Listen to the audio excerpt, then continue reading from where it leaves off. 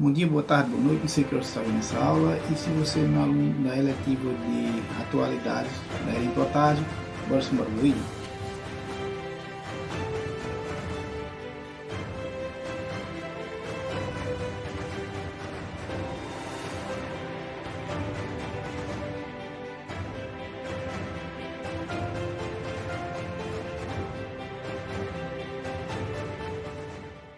Então, pessoal, veja, hoje a gente vai discutir um pouquinho sobre saúde pública e eu percebo que o vídeo hoje está um pouco diferente, talvez um ângulo inverso, mas é porque eu precisei de muitos dados para levantar essa aula de hoje, para que a gente possa conversar, e ao ter muitos dados eu preciso também de alguma maneira acompanhar o ritmo desses números. E o tema da aula da gente de hoje é sobre saúde pública. Vamos entender a importância de tudo isso no contexto do Brasil, em meio a uma pandemia que se aproxima.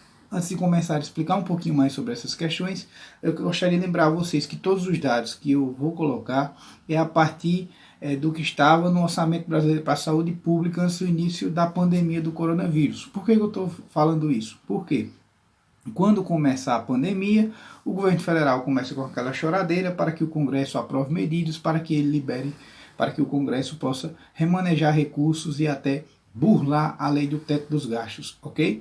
Então é bom lembrar que o governo federal ele não é refém nessa situação, porque foram escolhas suas orçamentárias para 2020 que poderia ser diferente. Então, veja, eu gostaria de começar dizendo que o sistema de saúde no Brasil ele é dividido em duas ramificações. É a ramificação que é o sistema de saúde suplementar, que seriam os planos de saúde, quem tem plano próprio, por aí vai. E temos também a questão do SUS, que é o sistema de saúde, o sistema único unificado, que é um sistema público de saúde que todos têm acesso a ele. Inclusive quem é usuário de plano de saúde também pode ter acesso ao SUS sem nenhum problema, ok? Então lembre-se que tem esses dois aspectos. Então a primeira parte da aula vai ser a gente discutir um pouquinho, explicar um pouco para vocês sobre o que seria esse sistema. A segunda parte seriam os gastos e investimentos em relação ao sistema de saúde, ok? Vamos lá. Então, o sistema de saúde público, sobretudo o SUS, que é o Sistema Único de Saúde, ele tem o equivalente ao acesso em relação a pessoas, são mais de 50 milhões de pessoas que só no Brasil, que só têm acesso ao SUS. Repito, mais de 150 milhões de pessoas só têm acesso ao SUS. Já aproximadamente 50 milhões de pessoas têm planos de saúde suplementar, que é o plano de saúde privado, que você pode pagar. Só lembrando que essas 50 milhões de pessoas que são dos planos privados também podem usar do SUS. Então é bom lembrar como o SUS é importante para o Brasil inteiro, tanto para quem só depende dele, mas também para quem tem plano de saúde e quando quer pode utilizar. E o SUS ele é um exemplo para o mundo. O sistema de saúde público unificado, o sistema de saúde que atende a todo mundo sem exclusão, ele tem sido usado como exemplo em diversos países, diversos programas públicos de saúde, inclusive os próprios Estados Unidos, na época do governo Obama, criou o Obamacare, uma inspiração dita pelo próprio presidente da época, que se inspirava no governo, sobretudo no programa brasileiro chamado SUS, ok? Também, continuando aqui.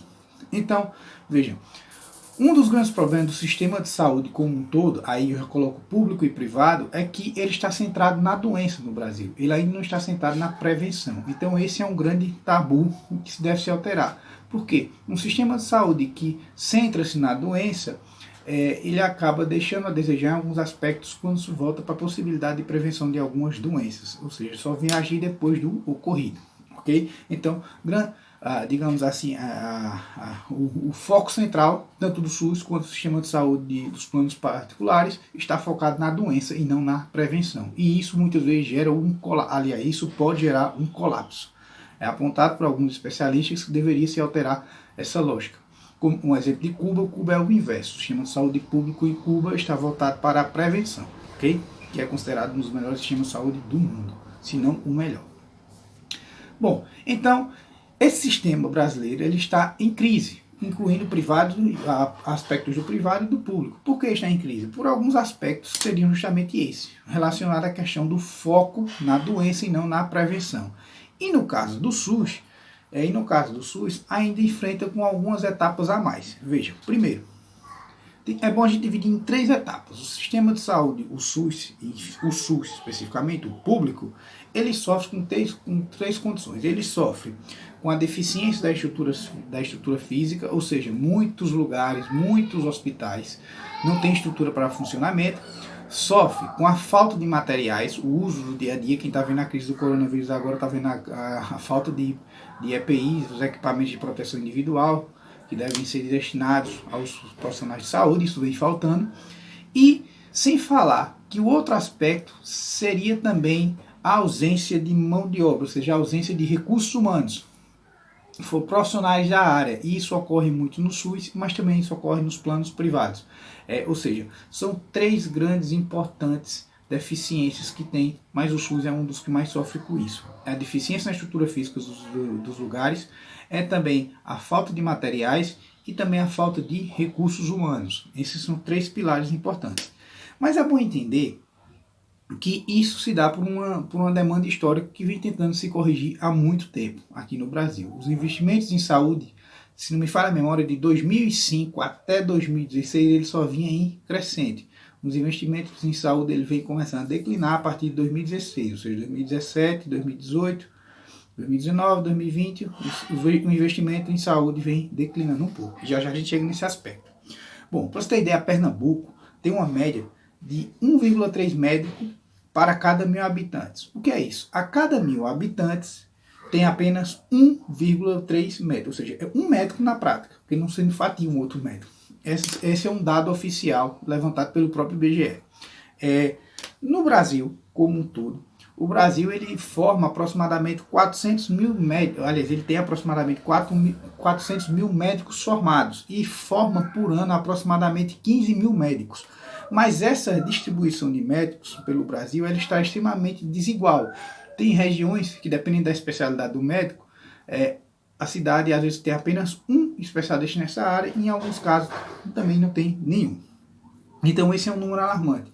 Esse número de formação de médico, de 400 mil médicos terem formados e 15 mil por ano, ele é considerado pela Organização Mundial da Saúde como um número muito pequeno para a proporção do Brasil.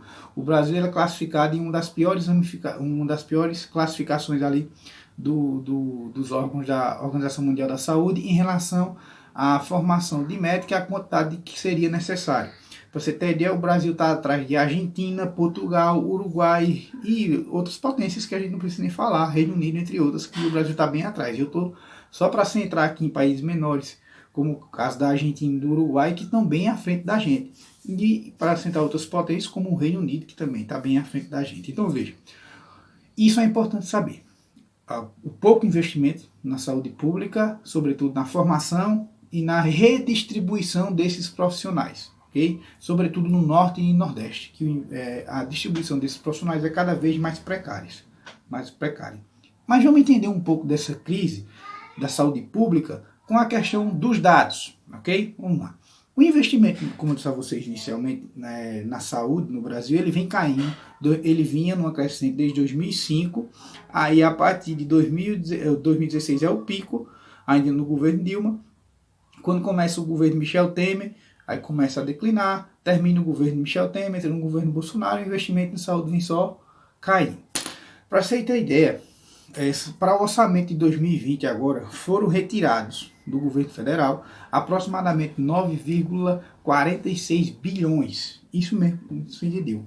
O orçamento de 2020 para a saúde no Brasil tem uma perca de 9,46 bilhões. É uma perca muito alta de recursos. E esse valor, vamos entender na prática, esse valor que o orçamento nacional, o governo federal pretende investir na saúde esse ano, equivale a 3,8% do PIB do Brasil. E qual é esse valor na prática?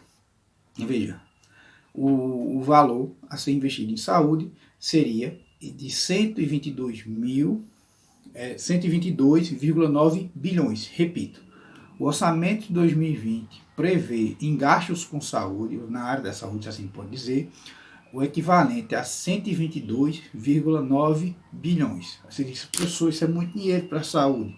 Será mesmo? Vamos entender?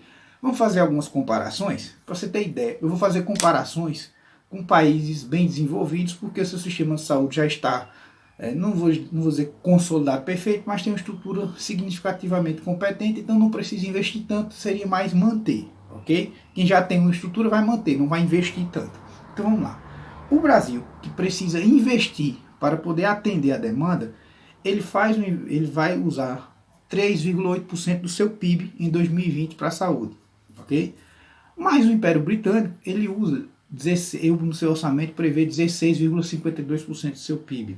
Os Estados Unidos, extremamente capitalista, extremamente voltado para a ideia de liberdade comercial, mas o Estado, ou seja, o Estado em si, ele vai gastar muito lá. Ele vai investir 14,3% do PIB. E a França, 9,3% do seu PIB. Veja, enquanto o Brasil, que precisa muito mais de investimento em educação, ou em saúde, só vai investir 3,8% do seu PIB. O orçamento também prevê, veja, o orçamento brasileiro, só a título de comparação, gravem esse dado. Eu vou até botar aqui num gráfico para ficar mais prático para você. Veja. Enquanto o Brasil vai gastar 3,8% do seu PIB com saúde, que é uma atividade essencial, ele vai gastar ou dar para banqueiro 50,7% do seu PIB. Ou seja, o orçamento prevê se 122,9 bilhões vai para a saúde, 1.927,7 bilhões vai para banco. Ou seja, a gente gasta muito mais com banco do que saúde. Então, esses dados ajudam muito a gente a refletir sobre esse aspecto. Para você ver as consequências disso. Até 2016, o Brasil gastava um pouco mais de R$600 por pessoa investindo em saúde. Por pessoa, por habitante. E até 2005, o Brasil tinha 19 leitos de UTI a cada 1.000 habitantes. Agora vamos para a realidade atual, como a gente está regredindo. Em 2020, o governo brasileiro só prevê gastar apenas R$555 por habitante. Perceba, um pouco mais de 600, agora 555. Aumenta o preço em tudo, como todo mundo sabe. Só que o Brasil, no lugar de aumentar o investimento em saúde, diminuiu.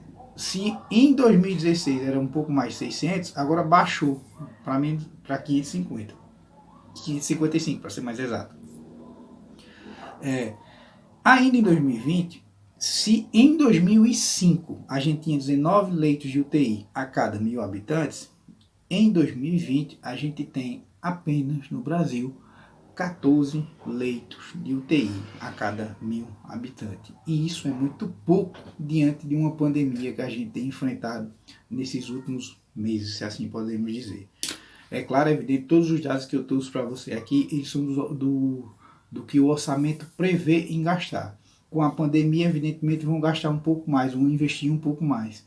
Porém, independente da pandemia, o grande retrato que se tem é que o sistema de saúde no Brasil está em colapso e a pandemia, ela de alguma maneira é como se fosse a pá de terra que finaliza todo esse enterro, ok? Tchau, pessoal, até a próxima. Quem é meu aluno vai lá pro Class, que tem algumas atividades pra gente. Quem não é, pode deixar aí nos comentários.